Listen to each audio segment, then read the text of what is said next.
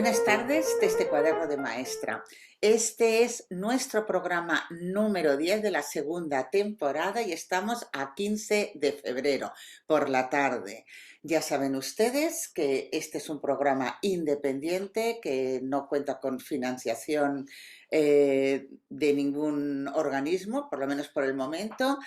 Y lo que pretendemos es dar valor a la educación. Bienvenidos a nuestro programa. Hoy vamos a hablarles de algo que está ocurriendo en una de nuestras autonomías. Y no me refiero a Castilla y León, por supuesto. Es más arriba, vamos a la Comunidad de Asturias, a Oviedo. Nos ha parecido muy interesante todo esto que ha ocurrido porque los usuarios de las bibliotecas de Oviedo están muy inquietos, no entienden cómo van abriendo otros lugares donde se desarrolla la cultura de la ciudad, pero no abren las bibliotecas, que para ellos es muy importante. Y a nosotros nos ha parecido muy bien poder reflexionar sobre esta protesta y sobre esta inquietud, primero porque siempre hablamos de proyectos y hay veces pues que en lugar de ir proponiendo proyectos también hace falta de decir, bueno, queremos saber qué está pasando aquí y pedimos que esto funcione un poco mejor. Pero sobre todo nos ha parecido interesante porque pretendemos dar valor a estas bibliotecas y poner el ejemplo de lo que significan para los lugares donde están. Entonces, vamos a ver el conflicto. Como todos sabemos, durante la pandemia pues se cerraron las bibliotecas por unas razones obvias.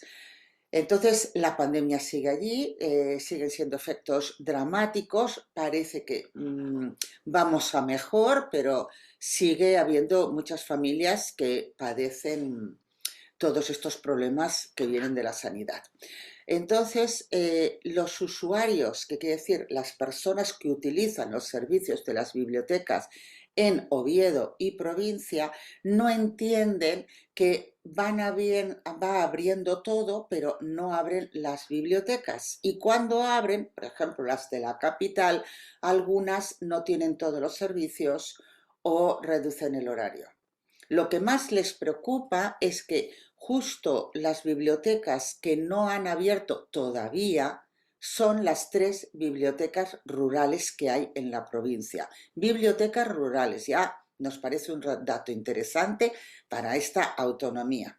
Su preocupación aumentó cuando vieron que las redes sociales dejaba de manejarlas los bibliotecarios y se dedicaban a manejarlas desde el ayuntamiento. Esto parece que no es nada, pero es mucho para un usuario, sobre todo si tiene la biblioteca rural más cercana cerrada y ha de ponerse en contacto con un bibliotecario. Yo les puedo decir, en Huesca hay un servicio de bibliotecas públicas muy bueno que yo utilizo y yo cuando llamo por teléfono o cuando envío un correo electrónico, me contestan, al momento me contesta y me contesta la bibliotecaria. Claro, no me puede atender lo mismo que si quien me atiende es alguien del ayuntamiento que me dice, tomo nota, ya nos pondremos en comunicación con usted, como nos ha sucedido en otros ámbitos, ¿vale? O sea, primero tenemos las bibliotecas no están del todo funcionando, puede que se han casado de la pandemia, las 3 bibliotecas rurales todavía no han abierto, las redes sociales cambian de manos y ahora viene la actividad que digamos que ha rebosado, la gota que rebosa el vaso, que dice, ¿no? Que ha rebosado la paciencia. Y es que en enero tenían que haber firmado el contrato habitual que hacen con los cuentacuentos, que es una actividad infantil, y claro, estamos a mediados de febrero, nos ha firmado. Entonces, todo esto, pues lo que nosotros, bueno, vamos a analizar un poquito este tema. En Oviedo, las bibliotecas, como en tantos otros sitios, hacen actividades culturales. Hacen rutas literarias, que a mí me ha parecido muy interesante. Todavía no he ido en Barcelona a ninguna. Hacen presentaciones de autores, bueno, conversaciones con autores, presentaciones de libros y actividades infantiles. Entonces, para analizar el conflicto, en España tenemos unos edificios, bibliotecas públicas, de las que nos podemos sentir orgullosas, orgullosos. O sea, estamos contentos, son unos buenos edificios y funcionan muy bien. Y aquí reivindico que tenemos unos bibliotecarios muy bien formados.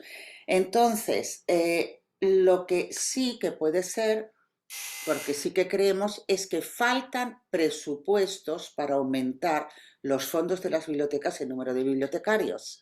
Esto lo tenemos que decir aquí, porque si queremos una buena educación, tenemos que valorarla. Si queremos unas buenas bibliotecas públicas que apoyen a la educación, también tenemos que valorarlas y la valoración se empieza apoyándolas. Entonces, ¿qué ha pasado en Oviedo? Nosotras no sabemos si lo que ha fallado es la comunicación entre el usuario, entre los usuarios y la Concejalía de Cultura, o hay un problema de inversión en cultura, aparte del lógico problema sanitario. Es decir, que ha habido el problema sanitario, es de todos sabidos.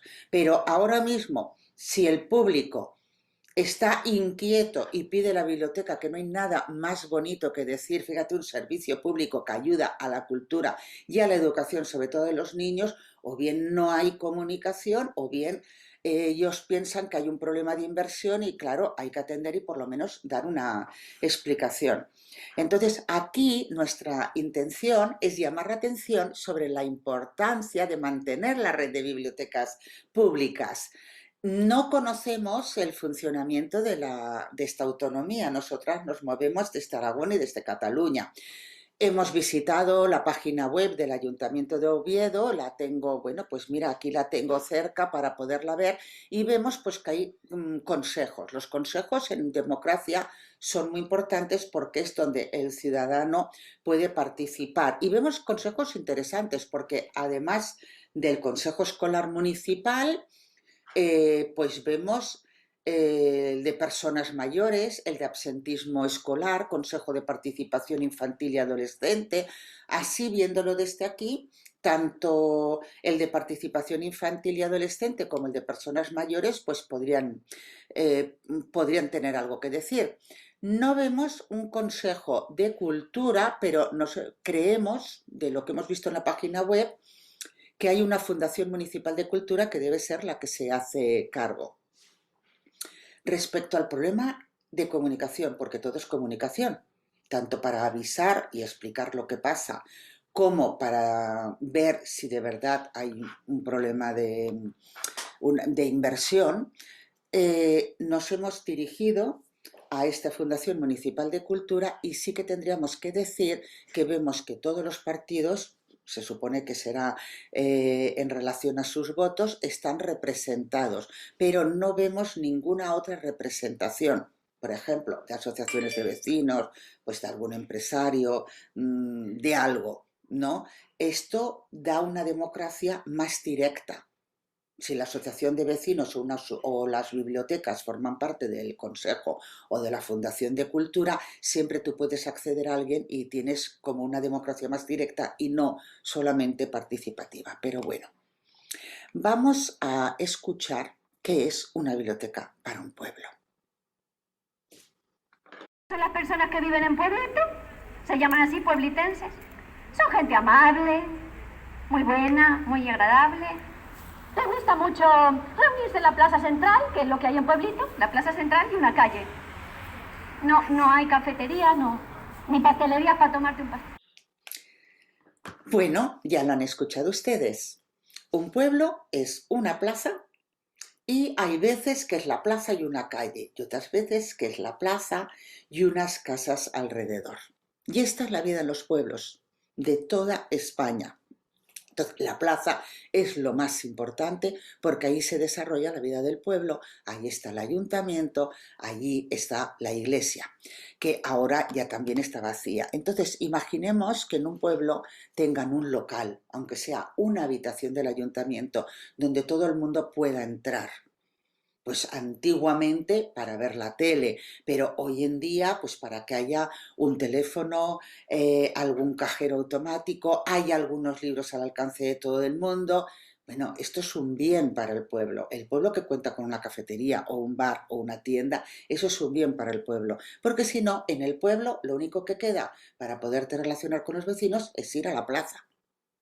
Entonces, imagínense ustedes una biblioteca en un pueblo rural de pocos habitantes, donde haya una biblioteca o haya una biblioteca en el pueblo de al lado. Lo que esto significa, significa que las personas, las jubiladas, las que tienen tiempo o cualquiera que le interese, puede ir andando a la biblioteca o coger el coche a pocos kilómetros y leer las noticias. Los estudiantes pueden estudiar, tienen enciclopedias, diccionarios y libros donde consultar. Eh, Tienen conexión a Internet, no nos olvidemos de esto también, porque la conexión a Internet para todos y gratuita es muy importante. La biblioteca es el único lugar, sea ciudad, barrio, pueblo, donde entra todo el mundo sin excepción. La entrada es para todos y además es de acceso libre y gratuito. ¿Qué más queremos? Entonces, que les cierren en la parte rural una biblioteca, pues es, ¿cómo lo diría yo? Es una pena, es una pena. Y que se entiende durante la pandemia, pero que ahora pues habría que analizar, sobre todo primero preguntar, porque nosotros ya más no lo podemos analizar, lo que está pasando. Vayamos al manifiesto. Detrás mío tienen ustedes, por si como no lo van a poder oír, no se oía bien, yo les comento qué es lo que piden los usuarios, no hay ningún otro movimiento detrás, de las bibliotecas de Oviedo. Que las bibliotecas vuelvan a funcionar como funcionaban antes de la pandemia. Que vuelvan a abrir las 3 bibliotecas rurales, por favor. Que vuelvan al horario habitual, es decir, si abren, pues que no abran solo un ratito, que creen fórmulas imaginativas de seguridad, de cooperación para que puedan abrir el horario habitual. Luego, las actividades que se han cortado, los cuentacuentos, las presentaciones de libros, las rutas literarias, que es muy bonito, y las conversaciones con los autores. Si usted imagínese que vive en un pueblo, su contacto con la vida es cuando viene, o con la vida del resto del país, del mundo, que viene alguien, un autor de sus libros favoritos o que usted no conoce, a conversar con ustedes. Es como un soplo de aire fresco. También piden que las redes sociales vuelvan a manos de los bibliotecarios, por lo que hemos dicho, para mayor calidad y, en definitiva, una financiación como corresponde. Esto dice el manifiesto. Nosotros desde Cuaderno de Maestra, que lo que pretendemos es dar valor a la educación, pediríamos que se abran más bibliotecas rurales y donde no haya una biblioteca rural, que pueda haber algún centro cívico, aunque sea una sala de estas que no se utilizan en el ayuntamiento o de la antigua escuela, que pueda tener allí una colección de libros, eso sí, que las colecciones no se hacen fácilmente, ¿eh? O sea, tuteladas por la biblioteca rural. Bueno, seguimos con Oviedo. Vamos a ver, las acciones que han hecho son muy concretas y muy llevaderas, o sea, son de lectores. Para protestar no han hecho ruido, lo que han hecho ha sido pues reivindicar la lectura. La primera acción, la tienen ustedes detrás mío, es la ruta literaria Nosotros los Rivero, que es la ruta abanderada de la ciudad de Oviedo, que bueno, en Oviedo por lo visto pues les gusta mucho esta ruta. Nosotros los Rivero fue una novela de premio Nadal en el 52 y lo que hacen es ir paseando, yo doy ideas, por si alguien no ha hecho rutas literarias, van paseando por la ciudad y van parando en los sitios emblemáticos para la novela y leen fragmentos en voz alta, con lo cual el que la ha leído lo entiende mejor, lo escucha, lo relaciona, el que no lo ha oído se interesa, es muy bonito. Esta acción de protesta, que fue una ruta literaria, donde también se leyó el manifiesto, lo hicieron 2 semanas atrás. Me comentan las organizadoras que ellas pues estaban muy nerviosas y dijeron, bueno, pues aunque seamos 12, nosotras vamos.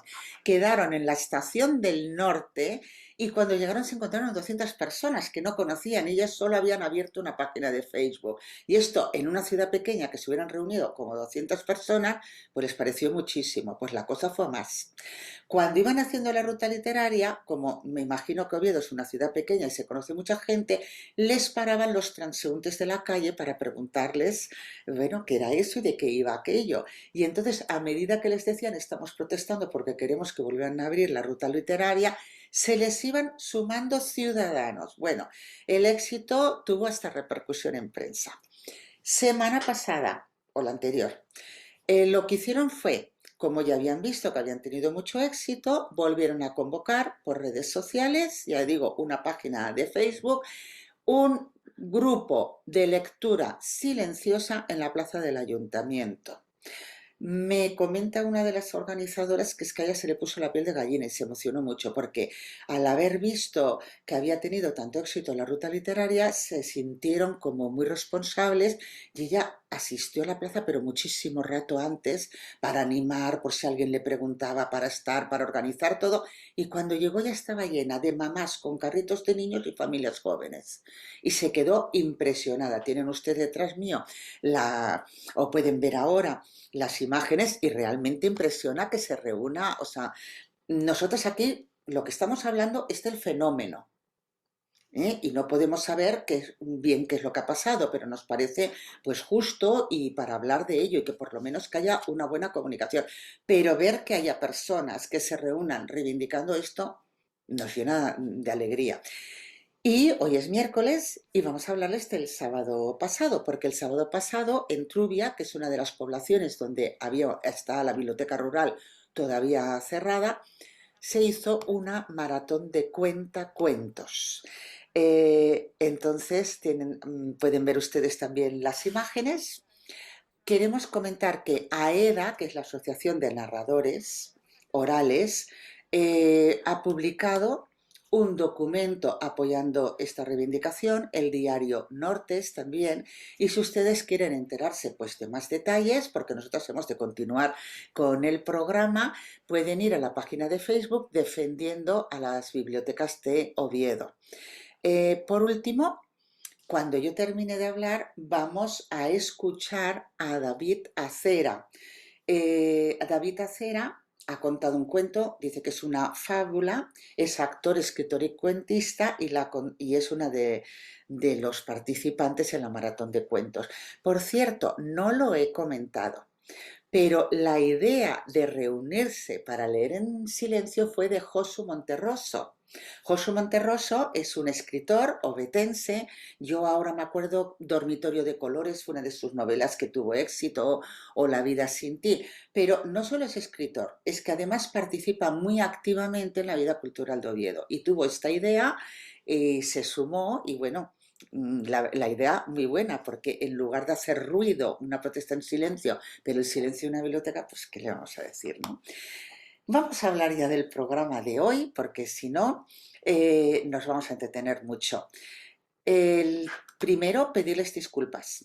En el programa anterior también nos entretuvimos, y nos entretuvimos tanto que, que Ana no pudo acabar la parte tercera, la parte de vocabulario. Hoy la ponemos, la denominamos vocabulario 3 y es lo que van a ver a continuación. El vocabulario es básico para una buena lectura y para comprender la oralidad. No pudimos, y hoy no nos dará tiempo tampoco, porque nos había venido a visitar Silvia Suárez Vallardi para volvernos a hablar de uno de sus libros, de una de sus escritoras mujeres, y lo dejamos para la próxima, para el próximo programa y Silvia pues ya lo sabe. ¿Por qué no nos va a dar tiempo hoy? Porque hemos invitado a una narradora oral, Sandra Araguás. De hecho, no estaba previsto que la visita de Sandra Araguás, cuando nos visitó, estuviera relacionada con como diría yo, la defensa de las bibliotecas de Oviedo. Pero estuvimos conversando mucho rato, nos colaboró muchísimo, la queremos, y hemos seleccionado la parte de la conversación donde ustedes pueden ver cuál es la importancia de la narración oral. Con esto también nosotros queremos poner nuestro grano de arena para transmitir qué hay detrás de un narrador oral, qué estudios, horas de trabajo y qué investigación hay detrás de una narración oral, para que se vea que este tipo de actividades de las bibliotecas son muy importantes. ¿Quién mejor? Pues Sandra Araguás. Sandra Araguás es un modelo como muy completo, un sistema ecológico de narradora oral, porque Sandra narra, escribe, edita, publica, tiene su propia editorial, investiga, claro, lo tiene todo. Entonces ya le digo, la conversación con Sandra fue larga, podemos tocar más adelante otros temas, pero hoy haremos hincapié en la importancia de los narradores orales. Ahora, con ustedes, tras escuchar a David Acera, viene Ana con su tercera parte de vocabulario.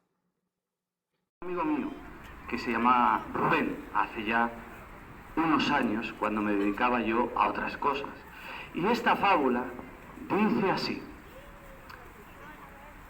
y érase que se era, que hace años, muchos años, se desató un enorme incendio en la Amazonía, el pulmón verde de nuestro mundo. Y érase que las llamas acariciaban los troncos de los árboles y las hojas, y todos los animales huían despavoridos de la selva.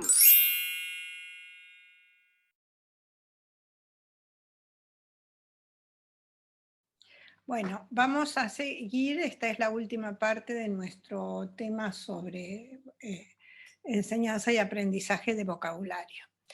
Esta vez vamos a hacerlo un poquito más aplicado, digamos, a básicamente educación primaria y primeros cursos de secundaria. Vamos a hablar básicamente de toda la cuestión de significado, del vocabulario de las palabras, los campos léxico y campos semánticos, familia de palabras, la cuestión de las colocaciones, las relaciones semánticas entre sinónimos, antónimos y perónimos, y también consideramos que está el tema de etimología, pero que no vamos a tratarlo en esta oportunidad porque es un tema bastante complejo. Lo que es importante de saber cuando se trata de vocabulario, ya habíamos comentado de que léxico se refiere a toda la cantidad, digamos, de palabras, de unidades, digamos, lexicales de una lengua. Y vocabulario es el uso concreto que hace una persona o un grupo humano, una institución de una parte, digamos, de ese léxico. Entonces, en realidad cuando hablamos de enseñanza de vocabulario, de la parte del léxico que formará parte del vocabulario de un alumno o una alumna. Entonces, con respecto al vocabulario, tenemos que saber que el significado de las palabras se construye por relación de apoyo entre las propias palabras. Es decir, hay un primer momento, cuando el niño es muy pequeño, que sí hay una etapa como referenciar. El niño mira el objeto que se nombra o señala o sigue la mirada del adulto, pero luego, ya en la etapa, digamos, de la educación primaria, el significado de las palabras se hace apoyando la explicación con otras palabras. Por ejemplo, en la definición, para definir una palabra, se ha de explicar el significado por medio de otras palabras y por medio de la relación entre las palabras. En el caso de la ejemplificación pasa un poco lo mismo, tenemos que usar palabras para dar ejemplos. Y cuando aprendemos palabras nuevas, también es por contraste lexical que podemos llegar a relacionar, digamos, por ejemplo, enfriamiento o enfriarse con frío, digamos, ¿no? O sea que en ese sentido tenemos relación entre palabras. En el caso de la etimología, también las palabras vienen de otras palabras.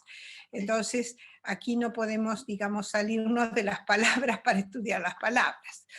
El estudio del vocabulario tiene dos aspectos importantes, que es los dos importantes, luego hablaremos de las familias, que son el campo léxico y el campo semántico.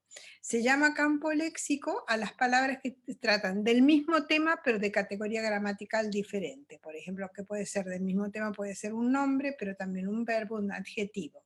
El campo semántico también se trata del mismo tema, pero de la misma categoría gramatical.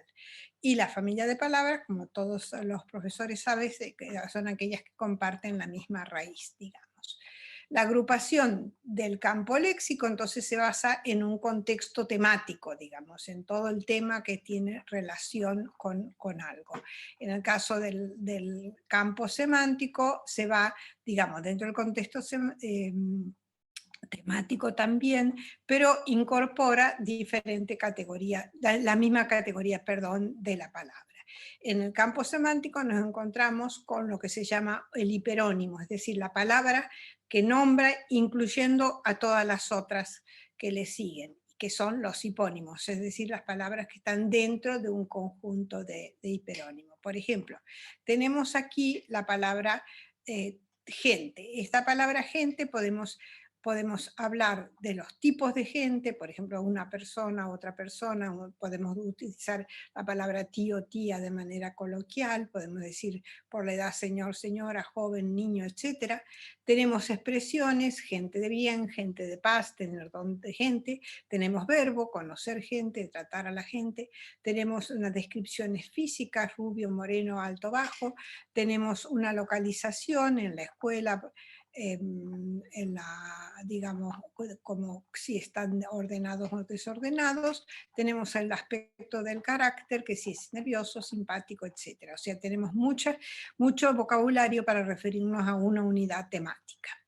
La familia de palabras, como dijimos, se derivan de una misma raíz, comparten una misma raíz, por ejemplo, útil, inútil, utilidad, utilizar, utilización, utilitario y tal. El proceso por el cual se da esta relación es el proceso de la derivación con prefijos, que son los más usados, son anti, des, infer, sub, macro, mega, multi, etc. Por ejemplo, antiarrugas, desengrasante, decodificador, macrofiesta, multicine, etc. Los sufijos que son productivos son los que acaban en español en sion, en isar, en ado, en ismo. La composición de palabras, que es juntar, digamos, dos palabras que pueden ser unidas o separadas, como por ejemplo, dirección asistida, efecto invernadero, correo electrónico, y la parasíntesis, que es cuando de forma simultánea tenemos un prefijo y un sufijo juntos. Por ejemplo, alargar a un prefijo y ar, la terminación es el sufijo. También se forman palabras por siglas, por acrónimos, etcétera, pero eso no vamos a tratarlo aquí. En cuanto a las colocaciones, hay formas preferentes de combinar las palabras. Por ejemplo, cuando decimos tierra, terráqueo, terroso, etc., combinamos de alguna forma preferencial. Por ejemplo, globo va con terráqueo, existencia va con terrenal, bienes va con terrenal, materia va con terreo, ecosistema va con terrestre, etcétera, etcétera. O sea, hay combinaciones o colocaciones que son preferentes y que la aprendemos cuando aprendemos las palabras, digamos. Varios lingüistas que tratan el tema de enseñanza-aprendizaje de las palabras sostienen que es muy, muy importante utilizar diagramas, porque de esta manera se ponen en evidencia las relaciones, el tipo de combinación o no, la cantidad, etcétera, cuando enseñamos las palabras. Por ejemplo, en este caso yo escogí el término tiempo, tener tiempo, perder tiempo, aprovechar el tiempo, es decir, ponerlo en listado es una forma diagramática de presentar una de las, digamos, de las características del vocabulario. Vamos a tratar ahora las tareas para trabajar el vocabulario. Primera tarea que es importante tener en cuenta es la de coleccionar. Coleccionar, digamos, un campo semántico en relación a un tema. Por ejemplo, Tenemos varios temas en la escuela primaria que pueden ser el sistema digestivo, el sistema locomotor, o sea, podemos tener el Cristóbal Colón, descubrimiento, o sea, temas tenemos varios, entonces podemos coleccionar aquellas palabras que están relacionadas con ese tema y ponerlas en una lista formando un campo léxico. Sobre esto se puede hacer variaciones, se puede hacer la lista oral o la lista oral y escrita, se puede hacer una lista y luego categorizarla en función de algún criterio, se puede comenzar con un nombre sustantivo pero después orientarla hacia los verbos, si es un verbo, trabajar sobre los argumentos del verbo, sujeto, objeto directo, objeto indirecto, por ejemplo comer, entonces hacemos todo el campo, digamos, de la comida. Por ejemplo, podemos trabajar sobre las partes del cuerpo que intervienen en la ingesta, cuáles son las acciones relacionadas con el comer, el tiempo que está relacionado con la comida, etc. Si trabajamos a partir del verbo, se orienta la red semántica con sinónimos, antónimos, hiperónimos, etc. Si es un adjetivo, va muy bien trabajar toda la cuestión de los antónimos, suave, flexible, etcétera, etcétera. Romper, no romper, doblar, etcétera. Otra segunda tarea que podemos hacer es la reformulación. O sea, por ejemplo, a partir de una frase tal como hermosa niña, tus hermosos ojos me hacen morir de amor, podemos ampliar y alargar el texto, porque todo texto puede tener un previo o un seguimiento, podemos decir, cuando yo te he visto, hermosa niña, he pensado en tus hermosos ojos que me hacen morir de amor. Podemos cambiar el orden, tus hermosos ojos me hacen morir de amor. Podemos cambiar mediante derivaciones, la mirada de tus hermosos ojos me hace morir de amor. Podemos cambiar un sustantivo por verbo, cuando me has mirado me he sentido morir de amor. Podemos usar sinónimos, paráfrasis, etc. Otro tipo de actividad es la de comparar entre diferentes significados de una misma palabra. Por ejemplo, caminar, Juan está caminando en la calle, o, por ejemplo, esto ha caminado muy bien, etc. O el negocio de Juan funciona, en el caso de funcionar, o mi reloj funciona, etc. Podemos también hacer una tarea de describir en una narración del campo léxico para describir a los personajes, por ejemplo, desde el punto de vista de sus estados mentales. Podemos preguntar qué quieren estos personajes, entonces ahí sale, por supuesto, toda una gama de vocabulario que denomina lo que nos dice la narración. Podemos también estudiar qué sienten los personajes, es decir, todas las emociones, las sensaciones que la narración describe. ¿Qué saben los personajes? ¿Cuáles son sus creencias? ¿Cuáles son sus conocimientos? Y entonces lo vamos armando todo el campo lexical que nos muestra, digamos, el trabajo sobre la narración. Otra de las actividades que son interesantes de trabajar es a partir de la ilustración. En cuanto a la ilustración, si se trata de una escena temática, por ejemplo, los medios de transporte en una estación de tren, por ejemplo, o el otoño en un parque, o las comidas o el cuerpo humano, podemos pensar en planchas temáticas que pueden dar lugar al campo léxico, es decir, palabras con el mismo tema, pero diferente categoría gramatical. En cambio, si se trata de una ilustración de una categoría, por ejemplo, los felinos, entonces eso da lugar a todo el trabajo de campo semántico. Y si se trata de un objeto, podemos trabajar las relaciones de parte y todo, etc. Otro tipo de trabajo es el de clasificar y categorizar. Ejemplo de la alimentación, podemos preguntar quién come, lo que estamos trabajando de la comida, lo que hace cuando come, devora, mordisquea, etc. Lo que califica los atributos de la persona que come de manera sobria, es hambriento, es codicioso. ¿Qué es lo que se puede nombrar? ¿Es un glotón, es un gastrónomo, es un gourmet, es una persona sobria en el comer? ¿Qué es lo que come? En lista de los nombres de platos servidos en la mesa.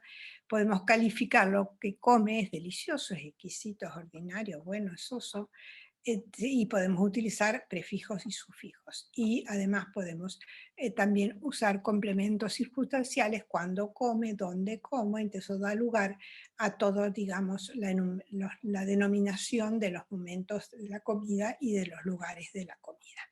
Este es un documento que vamos a poner nosotros a disposición de todos nuestros televidentes y ahí tienen algunas de las referencias, muchísimas referencias bibliográficas sobre el léxico, pero yo he utilizado estas y por eso las pongo aquí.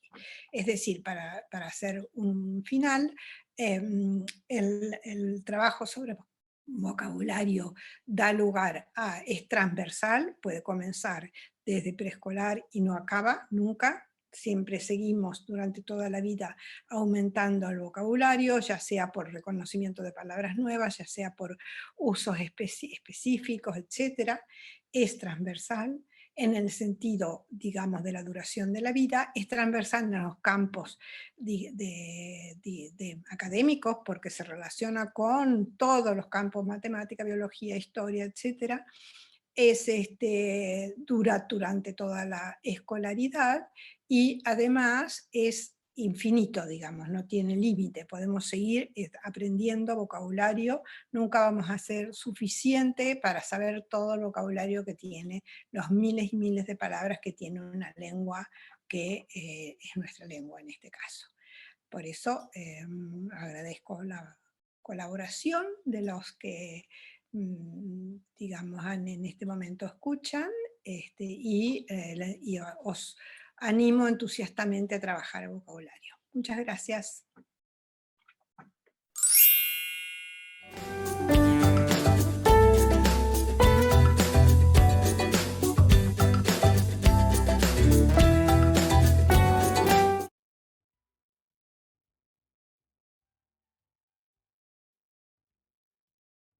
Bienvenida, Sandra, muchas gracias por estar aquí con nosotras. Y bueno, Sandra Araguás es una narradora oral, pero además nos interesa mucho porque dentro de su formación, bueno, ella se ha especializado, no sé cómo lo llamas bien, Sandra, pero tú recolectas o recoges testimonios orales. ¿Nos puedes explicar un poquito qué es lo que haces con estos testimonios? Bueno, pues yo soy eso, Sandra, y soy recopiladora de tradición oral. Yo estudié humanidades y al acabar la carrera pues me dieron una beca de investigación junto a dos compañeras para recoger tradición oral en la Sierra de Guara. El objetivo era pues recoger cuentos, leyendas, canciones, adivinanzas, trabalenguas, todo lo que está vinculado al mundo de la tradición oral.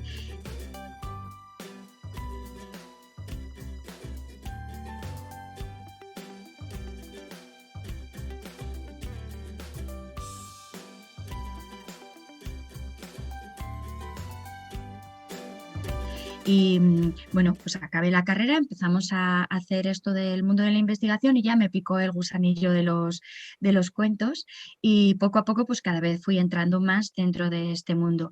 Pero para mí hubo un momento muy importante que fue en el primer trabajo que hicimos, que luego quedó publicado en un libro llamado La sombra del olvido, en el que entrevisté a Elías Mairal y cuando nosotros acabamos el libro, pues después volvimos a todas las personas que habían hablado con nosotras, y les regalábamos un libro con todos los testimonios. Pero cuando fui a ver a Elías, que era de las Almonias de Rodellar, pues resulta que me dijo que eso no valía para cosa. Es una cosa que he explicado muchas veces porque me dijo, esto no vale para cosa más que para criar polvo en las estanterías.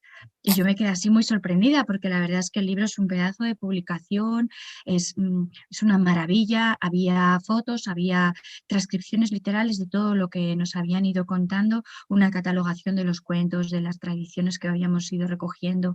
Y claro, me quedé muy sorprendida que él me dijera que eso no valía para nada. Y me dijo, eso no vale para nada. Si yo te he enseñado los cuentos de mi abuela, no son para que estén cogiendo polvo en una estantería, sino que son para que tú los sigas contando. Sandra es un ejemplo de vocación porque empieza como investigadora, pero va cerrando el ciclo alrededor de todas las artes de la tradición oral. La investigación oral es muy laboriosa, requiere mucho esfuerzo. Sandra ha entrevistado 200 o más de 200 a 200 abuelas y abuelos. Es una tarea de confianza y de respeto. Suele utilizar, siempre va con su grabadora y suele utilizar, bueno, siempre va con su libreta y suele utilizar grabadora. No le gusta tomar imágenes de vídeo, con lo cual esto requiere que tome muchas notas, porque ha comprobado que el vídeo le resta confianza o naturalidad a los entrevistados. Su recogida de datos es muy precisa y una vez lo recoge, ella tiene por gozo el poder transmitir lo que le han enseñado todas estas personas mayores. Así que va cerrando el ciclo contando estos cuentos y volviéndose cuentista. A veces la tarea de recuperación le lleva años. Entonces, a partir de ahí, como que mi cabeza dio una vuelta. Al mismo tiempo, con una de mis compañeras, con Nerida Muñoz, empezamos a dar charlas de etnografía y poco a poco cada vez se iban colando más los cuentos en estas charlas de etnografía. Así que al final, pues me fueron empujando los cuentos y me hice cuentista, sobre todo centrada en lo que eran cuentos tradicionales. Sobre todo en mis inicios contaba esos cuentos que precisamente había ido recogiendo en la Sierra de Guara, que después se sucedieron más trabajos y que he ido añadiendo más a mi repertorio de los cuentos que he ido recogiendo por toda la provincia de Huesca. He entrevistado a más de 300 abuelas y abuelos en estos 20 años y la verdad es que vengo de allí, de esas cocinas, de esos comedores donde ellos me han ido contando cuentos, refranes, retraílas, trabalenguas y todas esas sabidurías que guardan ellos en este índice, en esta catalogación. Y yo suelo empezar por cosas pequeñitas, por cosas que sean fáciles, donde ellos se encuentren cómodos. Puedo empezar con juegos de dedos, con nanas, con cancioncitas de chiquitines, retahílas, trabalenguas, adivinanzas, y poco a poco vamos buscando más extensión en las narraciones que ellos van diciendo. O si veo que no funciona por ese lado, pues a lo mejor pregunto por tradiciones, fiestas, hechas señaladas, en los que ellos pues se van sintiendo cómodos, como digo, y poco a poco los vas llevando a tu camino.